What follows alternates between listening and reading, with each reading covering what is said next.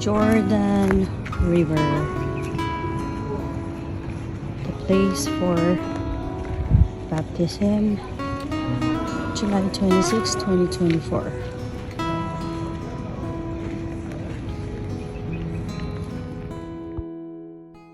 You are the peace that guards my heart, my help in times of need.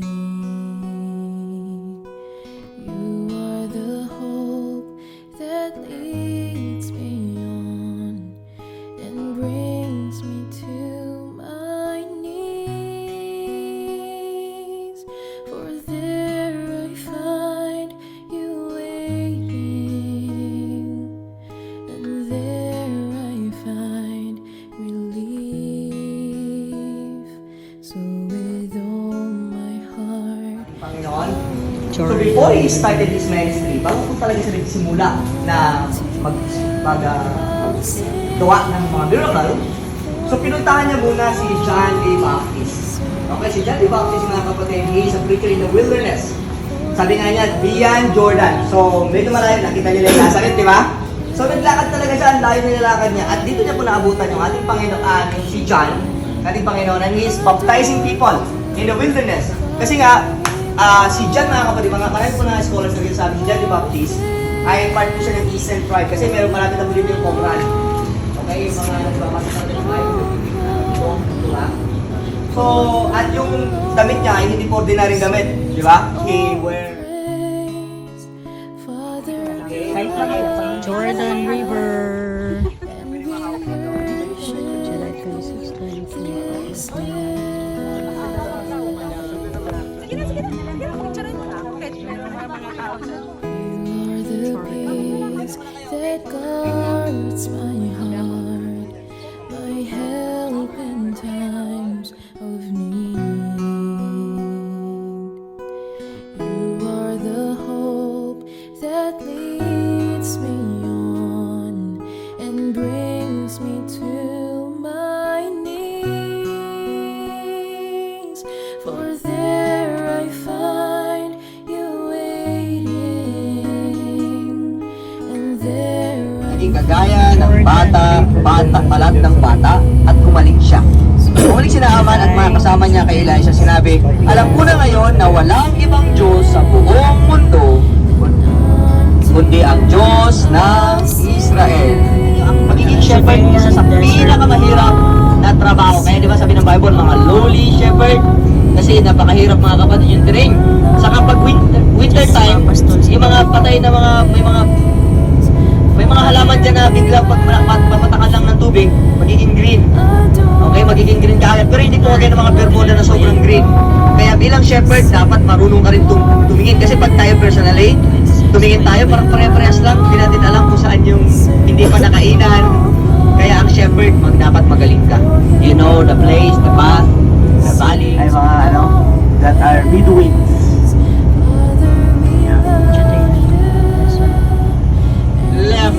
Left This is the tunnel going to Jerusalem, July 26, 2024. Okay, so handa nyo na mga kapatid. Alas masisilayan nyo na yung pinagkakaguluhan sa buong mundo. Jerusalem. Okay, 10, 9, 8, 7, 6, 5, 4, 3, 2, come on. Welcome to Jerusalem! Ayan mga kapatid, sa ating kanan ay sa ating kaliwa. Yan po, nakita nyo? Oh. Okay? Patikim lang muna yan. Pupuntahan natin yan mga kapatid. Kasi yan po yung pinaka-center ng mga balita. The White City. Yan nyo, bawal yung boysen dito.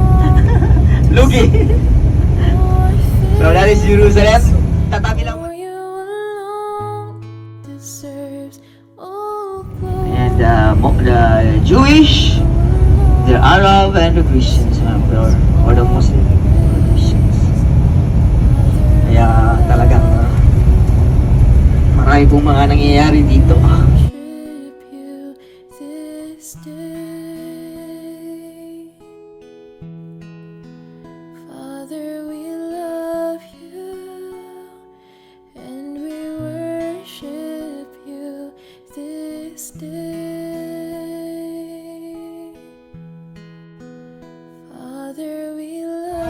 tinatawag ito na Jaffa Gate. Jaffa Gate, ayan. Okay, Jaffa. Sabi lang. Okay, Jaffa Gate po yan mga kapatid. So dyan po yung area ng pagpasok mo dyan ay Armenian quarter. Kasi po nahati po sa apat ang quarter ng old city. Armenian, Jewish, Christian, and Muslim mga kapatid. So yung wall na ito, mga wall na yan ay pinagawa pa during the Ottoman Empire ni Sulaiman the Magnificent mga kapatid. Okay? So siya pa yung nagpagawa niya. Kita nyo may mga sundalo, makita nyo yung mga security. So bantay sa lakay sila dito mga kapatid. Hinnom Valley ito. Hinnom Valley, yan. Okay, Hinnom Valley. Ano po nangyari dyan? That is the location where Judas hung himself. Yan, yung valley na ito. In this valley, Akeldama. Tinatawag po yan na Gehenna. Di ba yung Hinnom, Gehenna, yung basurahan. Kaya ang isa sa mga word ng hell is Gehenna. Kasi nga, tapunan ng basura. Doon po sinusunog yung basura. Ibig sabihin, mainit. Hell is a place of fire. So dito po mga kapatid, in this surrounding yung Akeldama kasi pinili ng yung 30 pieces, di ba? Yung ano nila, piece of blood mga kapatid. So dito po naghang, kasi word ang Akeldama, so Judas hung himself. Akeldama. Ang nakasama doon ni Jacob, Isaac, Elaine.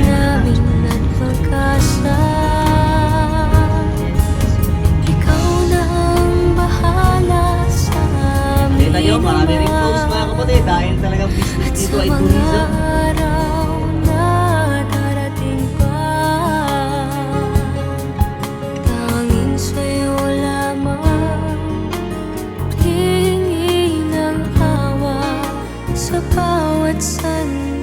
Wala na silang kasama na lalaki.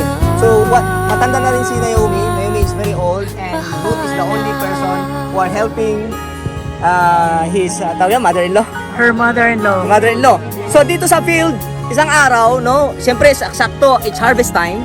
So sakto na nag-harvest siya, hindi niya alam na ang pulutan niya pala mga kapatid, pag-aari ng isa na napaka-pogi, napaka-tipuno na lalaki ng pangalan ay si Boaz. Okay? So while she is harvesting, no, one time dumating si Boaz, tinitingnan niya yung field niya at yung mga tauhan niya.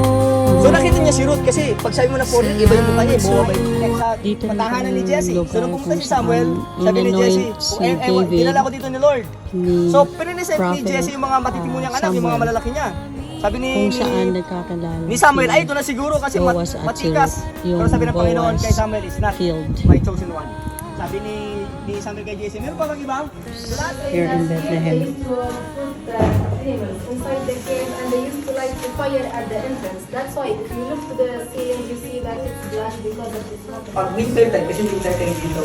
Pero kadang kasi nung mag-appear yung mga angels sa mga shepherd, we are in the field shepherd. outside watching their flock by night. Ibig sabihin, winter time.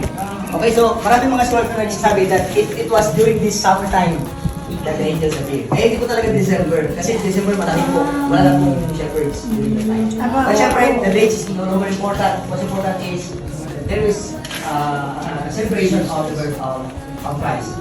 So, mga kapatid, ito po kasi pag winter, dinadala nila din yung mga parang mumita nila.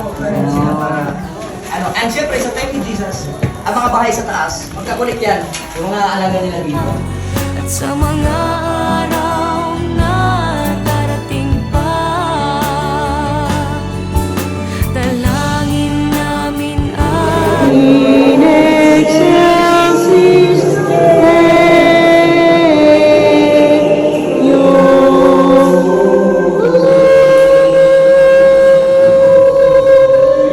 Wonderful story of the love of Jesus. There was a time, great man saw, and that's how that Jesus found him.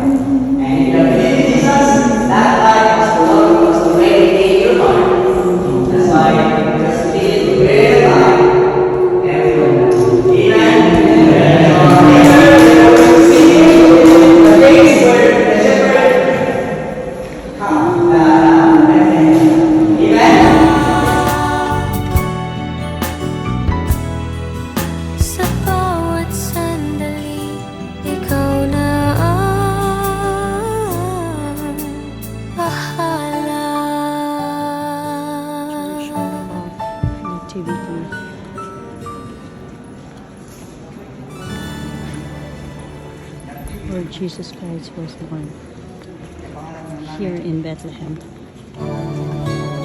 July 26, 2022.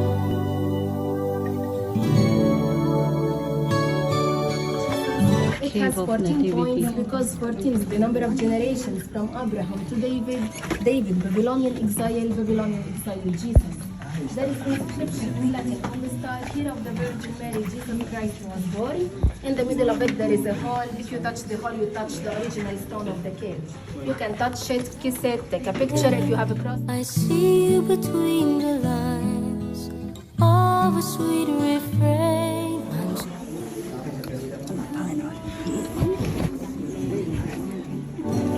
Even when I'm lonely and in pain, I see you in the beauty of Kahit nakunin nila yun, iba pa rin ito. Jesus was born.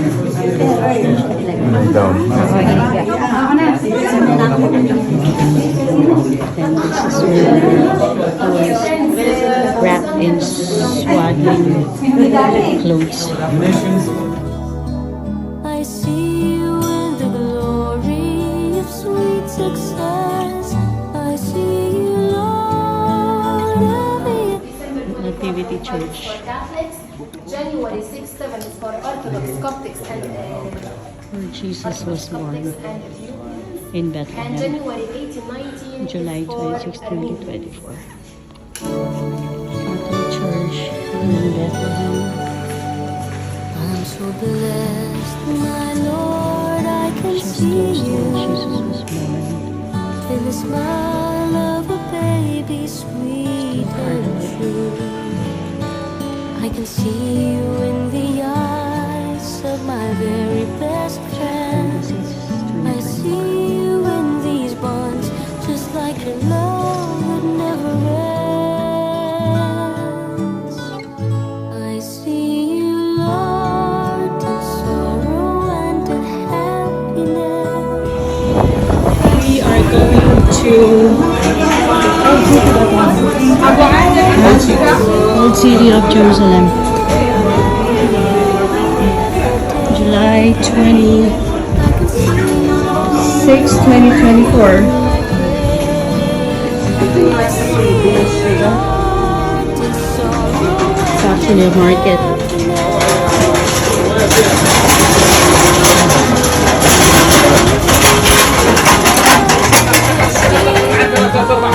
Every hour, every day, I can see you, Lord, whenever I pray. I pray. I can see you, Lord, whenever Congratulations, church. I pray.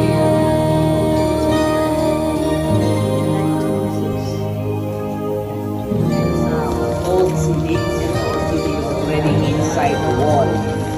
I see you, Kapag sa inyo para maintindihan nyo yung biblical history ng nangyari sa ating Panginoon. Okay, doon na lang tayo mga kapatid sa huling hapunan ng ating Panginoong Isus. Okay? During that time, it's Passover. Kasi mo ng Passover celebration ko dito, ang daming tao. Okay? Mga foreigner yung coming here. So, ang Passover mga kapatid, bukas, magpapait kayo, pupuntahan natin doon yung kung saan sila naghuling naghapunan. Okay, naapuro mga kapatid. So, after na maghuli ng maghapunan, so, that time pa si Judas mga kapatid, that time also na umalis na siya. Okay, after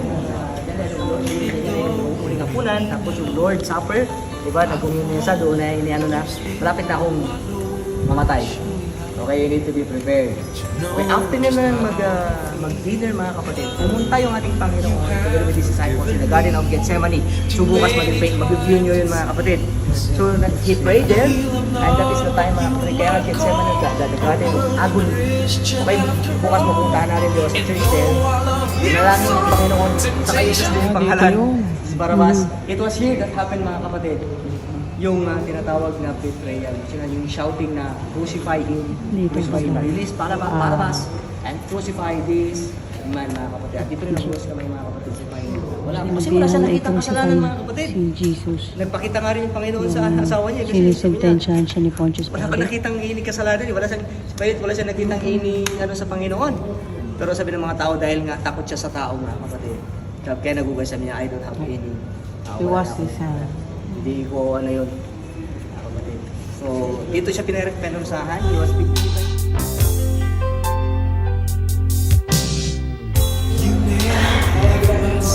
This is the first station pala of the cross. Pagkatapos siya sentensyahan ng mga tao na i-crucify siya. Kaya naghugas kamay na si Poncio Pilato.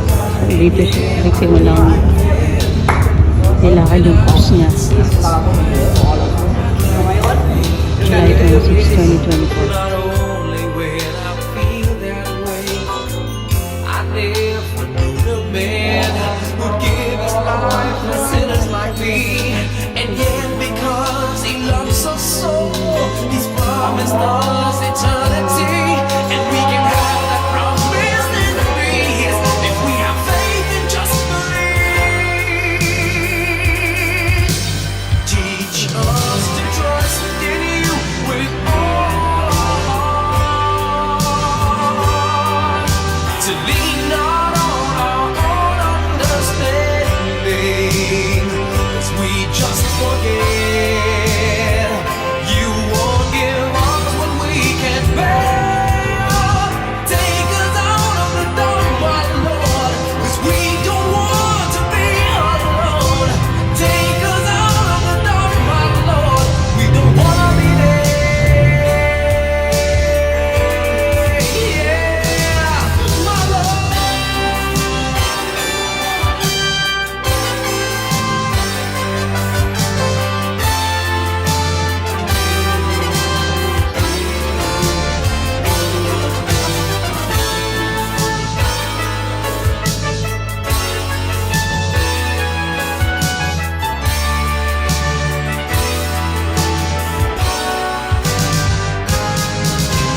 Trust in you with all of my heart. Lean not on my own understanding, 'cause I just forget. You won't give me what I can't bear. Take me out of the dark, my Lord, 'cause we don't want to be alone. Take me out of the dark, my Lord, I don't wanna be there.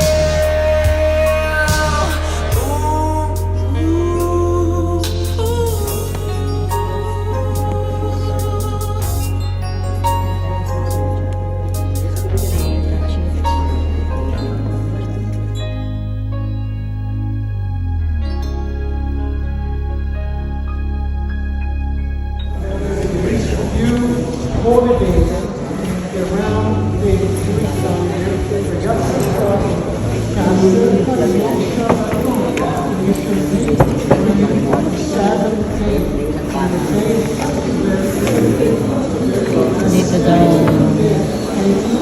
nilagyan katawan ni Jesus at inayos ang bago inilibing. At doon yata siya pinako.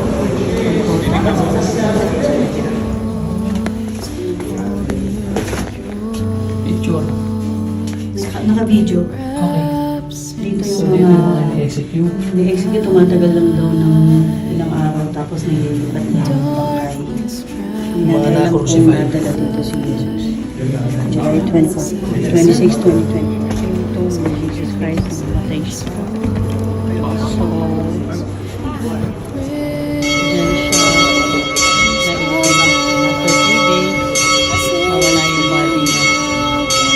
Dahil nabuhay na siyang muli. Oh, we see how great is our God.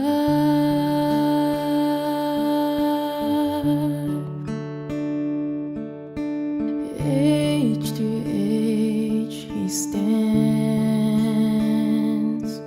and time is in His hands, beginning and the end, beginning and the end.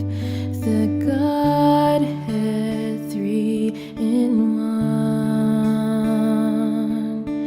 Father, Spirit, Son. Ito ito, papunta na ako sa Wailing Wall. Magpe-pray. Iwalayan muna ako sa babae. July 26, 2020. Pwede ka magbukas muna ng kamay kung gusto mo.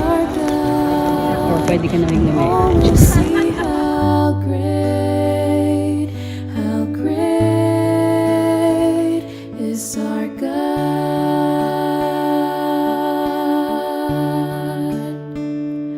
How great is our God. Sing with me, how great is our God. And all will see how great. Dito kami ngayon sa Wailing Wall dito sa Jerusalem. At naglabasa ng IDF na may dalang mga Armalites. Mga bata pa sila. Yan, siguro dadasal na rin sila. Like for prayer na. Sundown na kasi. Naganda nila oh.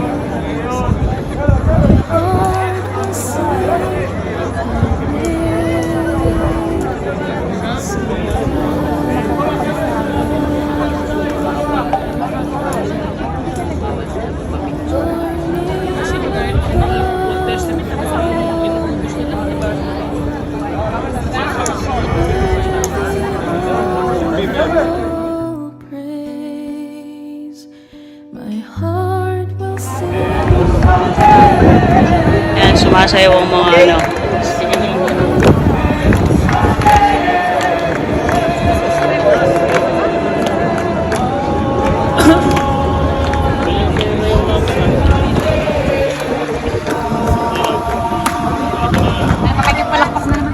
Is our God. All will see how great is our God.